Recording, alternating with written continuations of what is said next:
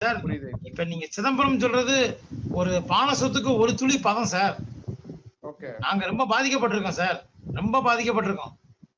நாங்க நகைகள பேங்க்ல செக் பண்ணும்போது ஹால்மார்க் சிம்பிள் இருக்கு சார். அத பொதுமக்கள்கிட்ட கேட்கிறோம். ஏன் நீ எப்படி இத வாங்குனேன்னு கேட்டா, சார் எங்க தெருவுல பக்கத்துல ஒருத்தர் விக்க வந்தாரு சார். நாங்க வாங்கிட்டோம் அப்படின்னு சொல்றாங்க. யாருமே கடை பேரையோ, உற்பத்தியாளர் பேரையும் சொல்லல. நாங்க பார்த்த 100 பேருமே சார் எங்களுக்கு விக்க வந்தது. இப்ப 4 டே ஒரு 1 வீக் முன்னாடி திருமங்கலம்ல ஒரு பாட்டிய நாங்க வந்து ஸ்கேன் பண்ணோம். அந்த பாட்டி என்ன சொன்னாங்கன்னா, சார் நான் விவசாயி. எனக்கு வந்து விவசாயி மூலியமா ஒரு அறிமுகத்துல நகையா வாங்கிட்டேன். நான் 2 செயின் அது வந்து ஃபோர்ஜரி.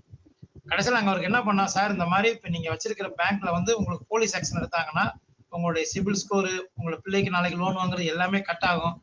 நீங்க இந்த நகையை திருப்பிட்டீங்கன்னா நல்லதுன்னு சொன்னா, அவரு திருப்பிட்டாரு, நகையை திருப்பிட்டாரு. பேங்க்ல இருந்து நகையை திருப்பிட்டாரு. ஆனா பேங்க் ஓகே. ஆனா அவருடைய மனசு வேதனை. நாங்க அவரை உண்மையிலேயே அவரை செக் பண்ணும்போது இஸ் அ ஃபார்மர், ஒரு வில்லேஜ், ஒரு விவசாயி குடும்பம் சேர்ந்தது. என்ன சார் அவ்வளவு ஏமாந்துருக்கு. அதாவது அது வந்து சார் 4.5 லட்சம் ரூபா சார். ஆனா அதுல தங்கம் வந்து 1.5 லட்சம் தான் சார் இருக்கு சார். இப்ப ஃபேக்னா கவரிங் நகை கிடையாது சார். தங்கத்தை மேல கவரிங் பண்ணிடுறாங்க, உள்ள போறாம ஏகப்பட்ட மெட்டீரியல்ஸ். ஓகே.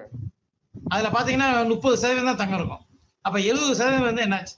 100 ரூபாய்க்கு 70 ரூபாய்க்கு தங்கம் போகுது. எது ஃபோர்ஜரினா என்னாச்சு?